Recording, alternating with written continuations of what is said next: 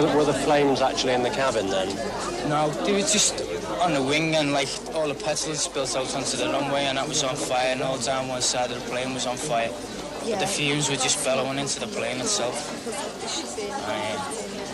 I was more or less getting out, and I couldn't breathe. I was virtually out the door, and I couldn't breathe then. And there was all kinds of people screaming and shouting behind me. I don't know what happened to them.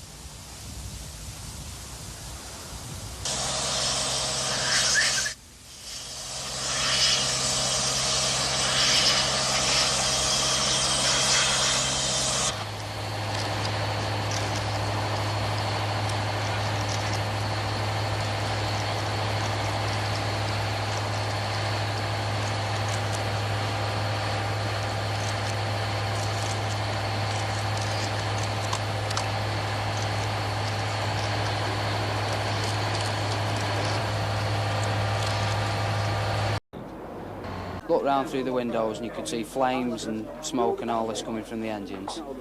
And the plane stopped, and the cabin started filling up with a bit of smoke. And by this time, they'd opened the doors, dropped the chute down, and we'd got out then. From the moment we arrived, the rear of the fuselage, from the wing towards the tail, was in fact completely enveloped in fire. And the difficulty, of course, was in fact getting through that area of fire to reach those passengers. Do they have any chance whatsoever to escape? I think at this stage, I think we've got to say that very little chance of escaping.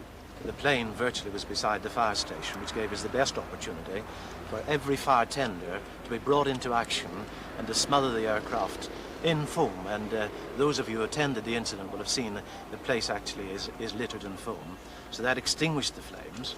But I think we mustn't underestimate the intensity of the fire, which wasn't just on the outside of the fuselage. The inside of the cabin was in flames as well, because there is oxygen inside, and that, of course, started to explode. How long was it before the firemen were able to go in? That, of course, will be recorded, but we're talking about seconds.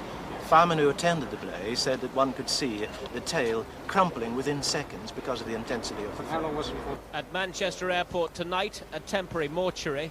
Bodies of those who died laid in a hangar. Amongst them, 2 British Airtours hostesses. The captain and 3 other crew members escaped. Relatives arriving from all over the north of England tonight begin the harrowing task of identification.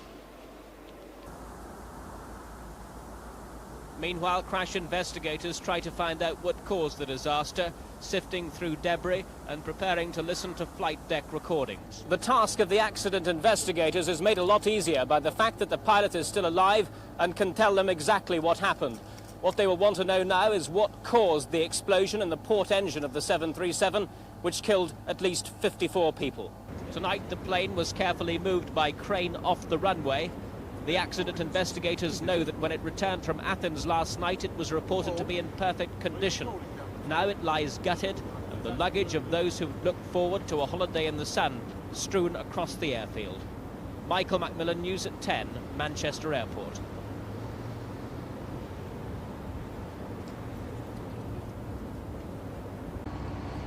Shortly before the wrecked aircraft was rolled off the runway for minute examination, the Prime Minister was being briefed as to the possible causes of the disaster.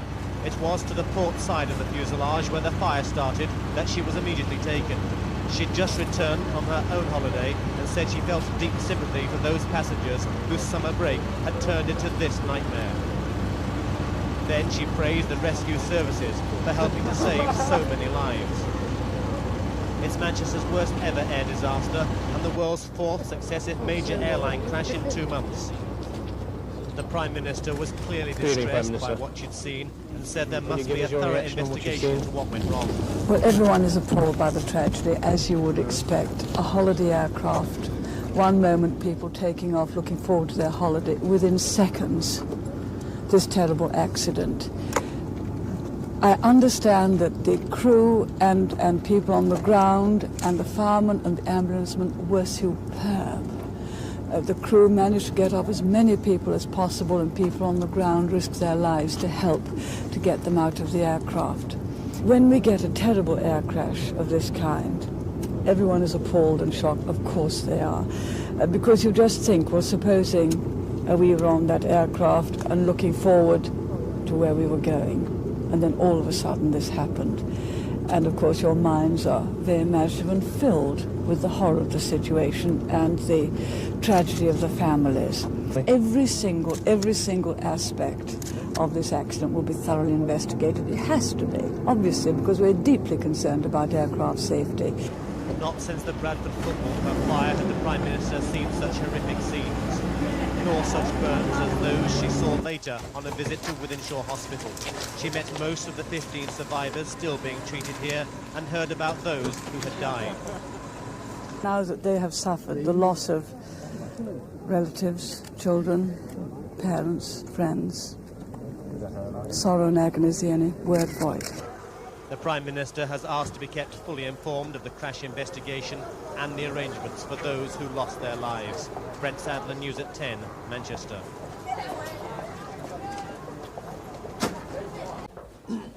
The survivors were rushed to Wythenshawe Hospital, less than 5 miles from the airport. It was a disaster the hospital staff were prepared for. Because of their proximity to Manchester Airport, they'd regularly practiced coping with injuries on the scale and of the type of those suffered today. These people are mostly suffering from inhalation of toxic fumes from the burning aircraft. Some, in addition, have got superficial burns. Some of the people that we have seen are going to require a degree of plastic surgery. There were emotional scenes as passengers with minor injuries were reunited with worried relatives. But many were still waiting to hear about family and friends who'd been on the holiday plane and were still missing. Some of the survivors had been accompanied to hospital by airline staff who stayed on to comfort them. By tonight, the majority of the crash victims had been treated and discharged. Of 77 survivors admitted here, all but 15 have now been allowed home. Those most seriously ill include a 13-year-old and a 15-year-old, both asthma sufferers who've inhaled fumes from the fire and are now in the intensive care unit. Paul Davis, News at 10, Wythenshawe Hospital. For the government, Mr. William Tench. Mr. Tench, what do you hear about the investigation so far? Well, already the flight data recorder has been recovered, and I believe it's already at Farnborough. The last I heard about the cockpit voice recorder was that it's still in the aircraft and they're trying to get the thing out. It is installed where the break in the fuselage took place, and so they're having some difficulty. But it's there, and I'm confident that it won't be damaged by heat because it is so very vigorously protected from fire. And of course the pilot himself survived, so he will be able, this is probably quite unusual in accidents like this, that the pilot has survived and he'll be able to tell what happened. It is indeed. It's a great bonus so that he can tell us all about it. However, he won't be aware of the intimate details of what happened in that port engine, and that is the thing that everybody wants to know. Well, what do you think happened? Well, it's quite clear that there was a dramatic disruption in that port engine just as the aircraft was making its takeoff run. It's fortunate, in my view, that it happened before it got to the critical time where he was no longer able to stop the aircraft on the runway, but fortunately he was able to do so. But now, for everyone taking off, as here at Manchester now and every other airport tonight, is fire such a risk at the point of takeoff? Fire is always a risk and must be treated as such, but on a point of takeoff, no more critically than at any other time, really.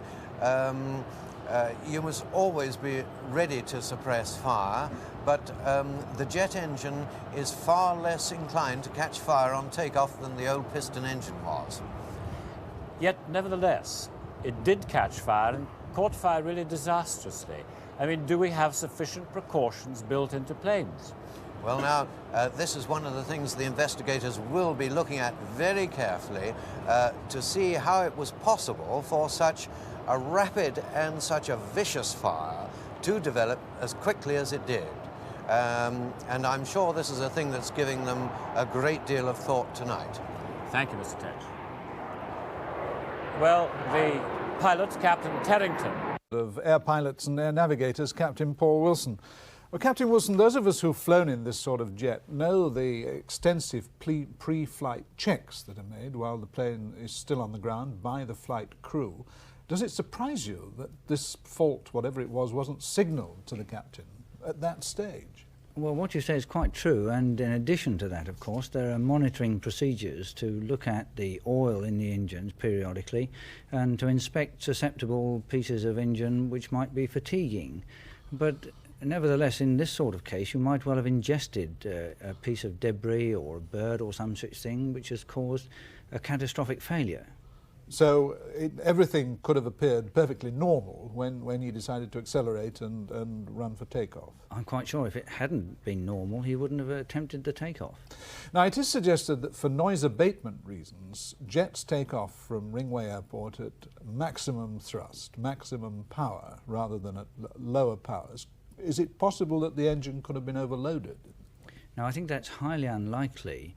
The guaranteed engine life is rated at something over the maximum normal power that a pilot would use, and while what you say is quite true, I think using maximum power is useful because it reduces the amount of time that you're at risk.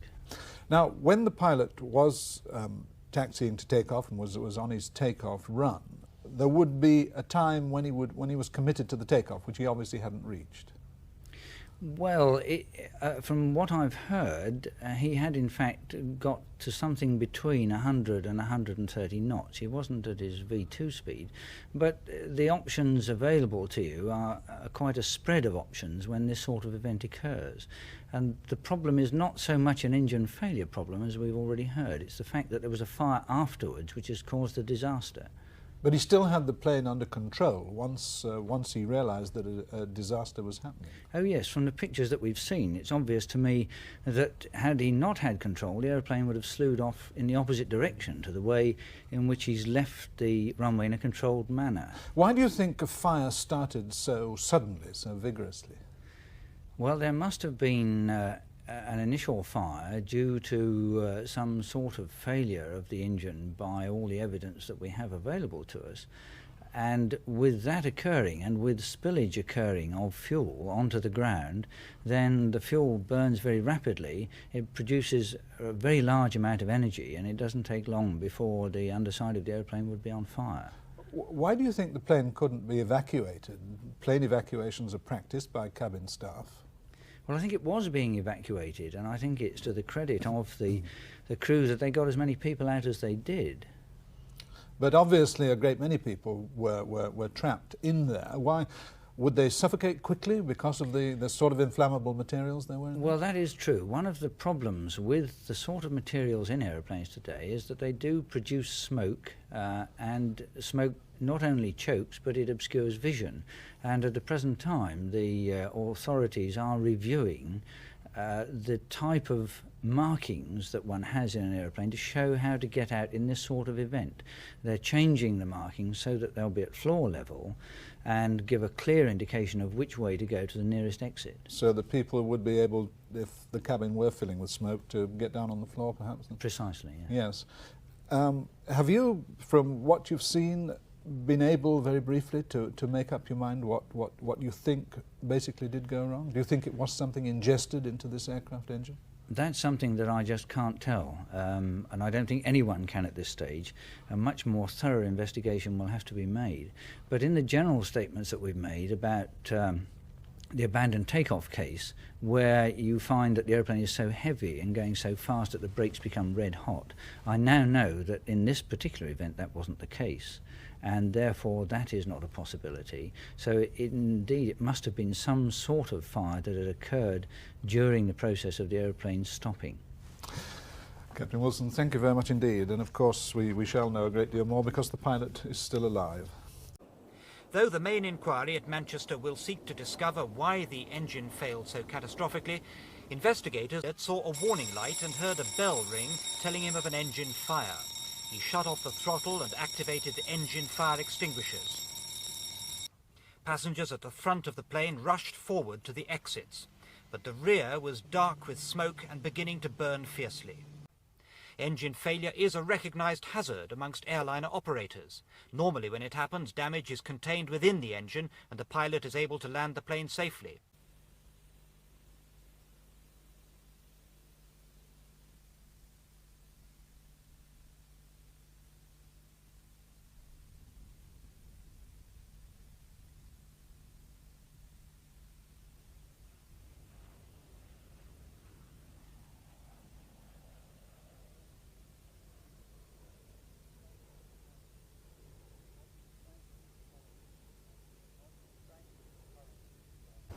Frankly, it's puzzling because the obvious answer, the answer which was obvious because this sort of thing has happened before, was that one of the moving parts of the engine had failed and broken through the casing and sheared fuel lines or possibly a fuel tank. Now that theory is under question at the moment. It hasn't been ruled out, but both Pratt & Whitney investigators, that's the engine manufacturer's own investigators who've come over here to look at the engine from the outside, have said that they are satisfied at this stage that no moving part of the engine was involved.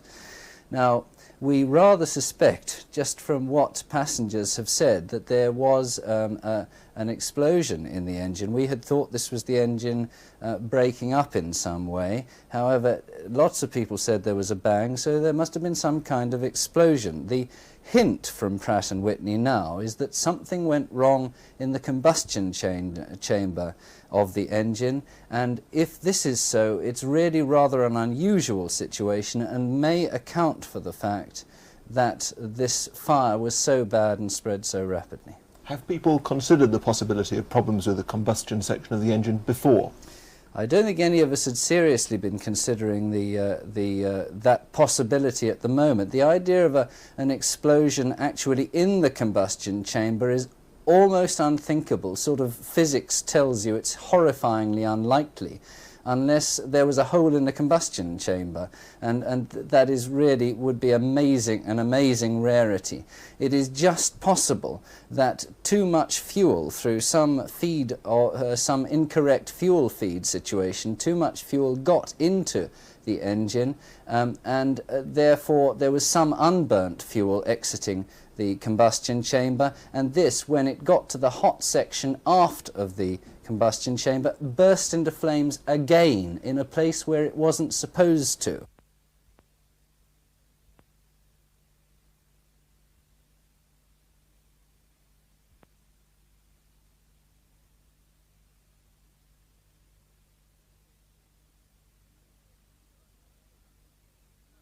We weren't told about the Pratt & Whitney, the current Pratt & Whitney investigation, no.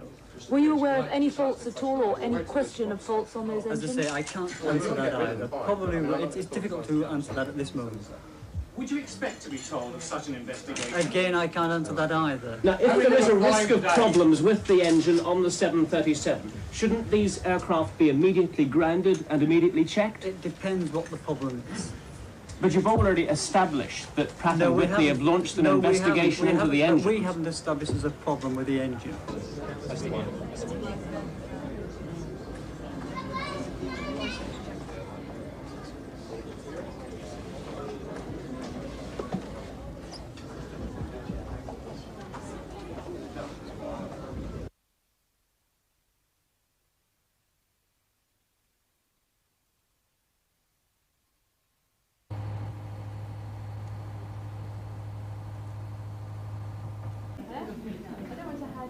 All but 6 of the injured passengers are now out of intensive care on a general ward, looking surprisingly well considering all they've been through. I'm feeling much better than last night.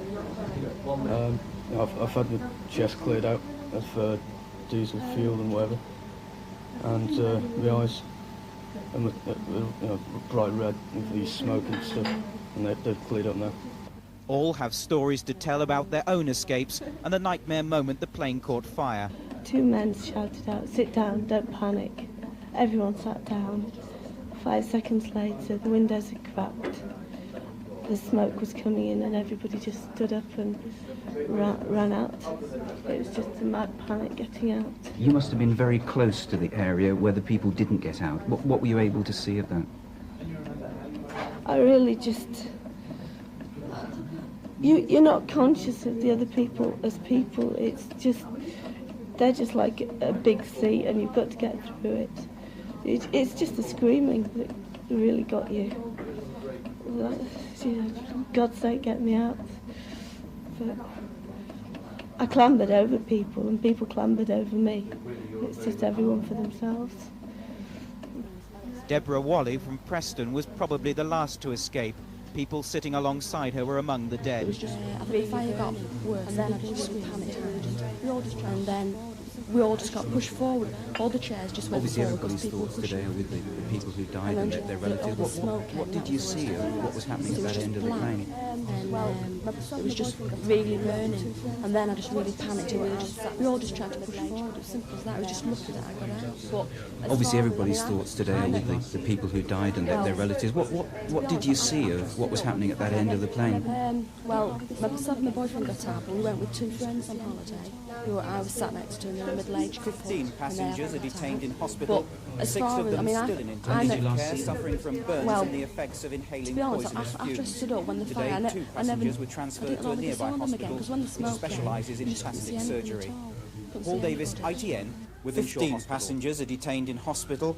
6 of them still in intensive care, suffering from burns and the effects of inhaling poisonous fumes. 2 of the passengers were today transferred to a nearby hospital which specialises in plastic surgery. Paul Davis, News at 10, Wythenshawe Hospital.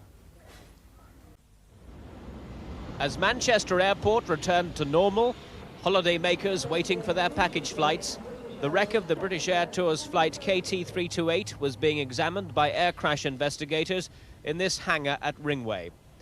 BA have 30 737s, and the airline promised that all would be checked.